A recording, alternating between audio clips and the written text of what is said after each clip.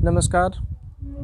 न्यायशाला में आज मैं फिर से जो कल मैंने जो वाक़या आपके सामने दोहराया, जो कल वाक़ये के बारे में आपको बताया, उसी वाक़ये के बारे में मैं फिर से बात करूँगा। फ़र्क सिर्फ़ इतना होगा कि कल मैंने बात करी एक डीएम के बारे में, आज मैं बात करूँगा एक हत्यारे के बारे में। जी हाँ, एक बहुत दिलचस्प किस्सा मैं इस जो माननीय डीएम है, उसके बारे में आपको बताना चाहूँगा। सन 2012 में ये एसडीपीओ की पोस्ट पे वेस्ट बंगाल में पोस्टेड था और वहाँ पे इसने अशोक सेन नामक एक व्यक्ति की हत्या करी थी। इसने गोली मारकर एक विवाद सुलझाने गया था और यहाँ पे उसने गोली चलाई और अशोक सेन नामक व्यक्ति की हत्या हो गई, इसके द्वारा हुई। उसके कुछ ही दिनों बाद एक एएसआई को भी इसने हर्ट किया, थप्पड़ मारा और उसको चोटिल किया और उसको हॉस्पिटलाइज होना पड़ा था।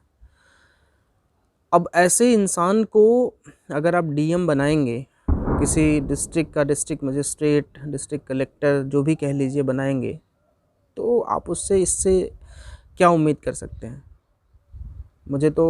जब मुझे इस घटना का पता चला तो मैं तो शुक्र मनाता हूँ कि चलिए वहाँ पर उसने सिर्फ हाथापाई करी, थप्पड़ मारा, लोगों को गाली गलौज करी, कम से कम किसी की जान नहीं ली।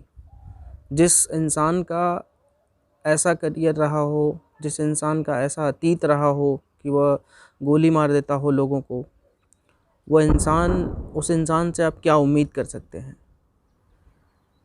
इसके बावजूद भी मुझे कल बहुत सारे लोगों ने मुझे बोला कि नहीं, आप गलत हैं, डीएम सही था। मैं आप लोगों से एक बात पूछना चाहता हूँ कि शादी जो होती है वो जीवन में सिर्फ एक बार होती है इंसान की। कितने धूमधाम से लोग शादी करते हैं। एक बार आप अपने आप को उस दूल्हे के या उस दुल्हन के जगह रख के देखिए।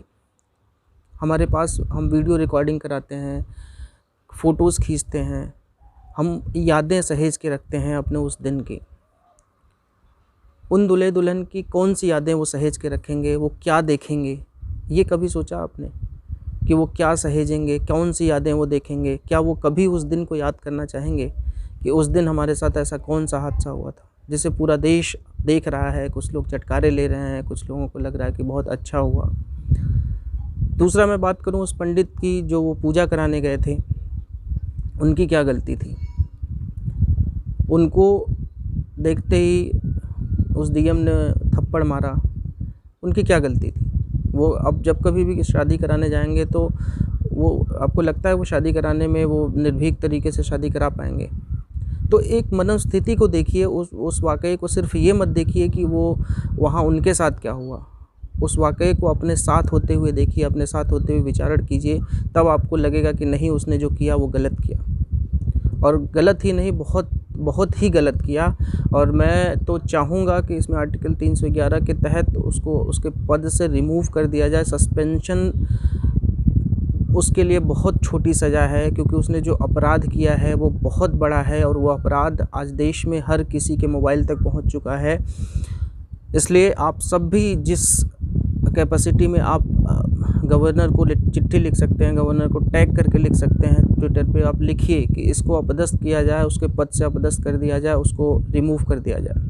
दूसरा एक कानूनी बात मैं आपसे भी शेयर करूंगा कि कुछ लोगों ने मुझे कहा कि सेक्शन 499 अट्रैक्ट नहीं होगा क्योंकि he was discharging his public duty. अब आप 499 जब आप पढ़ेंगे, मैं एक्सप्लेन भी कर रहा हूँ कि 499 जब आप पब्लिक ड्यूटी डिस्चार्ज कर रहे हैं, उसमें एक और शब्द है कि respecting his character. You should discharge your public duty respecting your character. तो एक डीएम का कैरेक्टर तो ये तो नहीं होता ना कि आप एक गुंडे की तरह जाएं, गुंडे की तरह व्यवहार करें। एक शादी जैसे समारोह में जाकर आप गुंडे की तरह इसको भी अरेस्ट कर लो, उसको भी अरेस्ट कर लो, इसको भी जेल में डालो, उसको भी जेल में डालो। तो ये 499 ऑब्वियसली अट्रैक्ट होगा उसमें। 499 का पूरा बड़ा सा सेक्शन है, उसको आप पढ़ेंगे तो वो कहीं भी अपने कैरेक्टर में डीएम नहीं दिखे। He was not respecting his character. So obviously 499 attract होगा। और मैं फिर से अपील करूंगा उन परिवार वालों को कि उसके खिलाफ़ एफआईआर ज़रूर कराएं। ऐसे लोगों को सज़ा ज़रूर होनी चाहिए।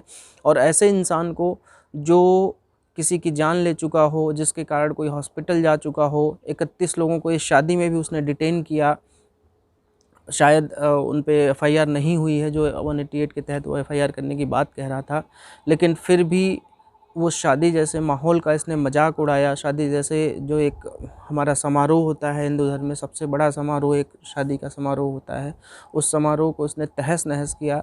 ऐसे गुंडे को, ऐसे कातिल इंसान को इतने अच्छे पद पर, इतने ऊंचे पद पर कभी नहीं रखना चाहिए। मैंने कल भी कहा था कि हमेशा ऐसे इंसान का व्यवहारिक जीवन में कैसा बर्ताव है वह देखकर ही ऐसे पदों पर रखना चाहिए। मैं आपसे अनुरोध करूंगा कि इस वीडियो को ज़्यादा से ज़्यादा, कल की वीडियो और आज की वीडियो को ज़्यादा से ज़्यादा शेयर करें लोगों तक, लोगों को पता चले कि आपकी क्या ड्यूटीज़ हैं, क्या रिस्पॉन्सिबिलिटीज़ हैं। आप गुलामी वाली मानसिकता से प्लीज़ बाहर आइए। आपको ये अच्छा लगता है कि डीएम ने अच्छा किया, क्यों? क्योंकि आप हमेशा ये देखते आए हैं कि कोई भी पुलिस वाला आके किसी पे डंडा चला देता है, कोई भी डीएम आके आपको डांट के बात करने लगता है। यह हमारे और आपकी सुविधा के लिए, हमारे और आपके ऊपर राज्य करने के लिए नहीं है, हमारे और आपको डांट कर गाली दे के बात करने के लिए नहीं है। लोकतंत्र है ये, इस बात को पहचानिए, अपनी ताकत पहचानिए। हमको आपको इसलिए अच्छा लगा, कुछ लोगों को इसलिए अच्छा लगा क्योंकि वो हमेशा ये देखते आए हैं। तो देखने का नज़रिया बदलिए, गुलामी की मानसिकता को बदलिए और ये एक्सेप्ट करिए और ये अपने आप को समझाइए कि नहीं, ये आपका राज्य है, ये सिर्फ हमारी सेवा के लिए है, हमारे ऊपर राज करने के लिए नहीं। आज के सेशन में बस इतना ही। इस वीडियो को ज़रूर शेयर करें, लोगों तक पहुंचाएं, लोगों को अपने अधिकार का पता चले, और चैनल को सब्सक्राइब करिए अन्य लीगल अपडेट्स के लिए। धन्यवाद। जय हिंद।